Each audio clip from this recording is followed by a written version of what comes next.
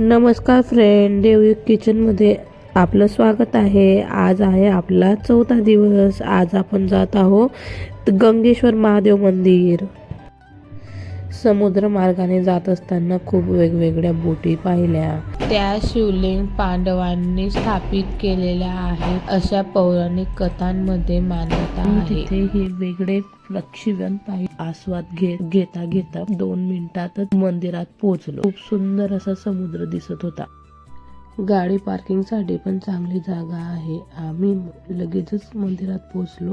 मंदिरात गेल्यानंतर एवढी काही गर्दी नव्हती.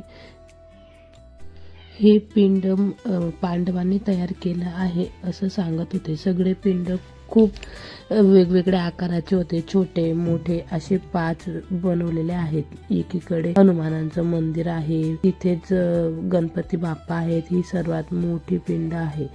पण तिकडे पाण्याने अभिषेक होतो, पण आज होत नव्हता. तो फक्त भरतीलाच होतो वाटतं.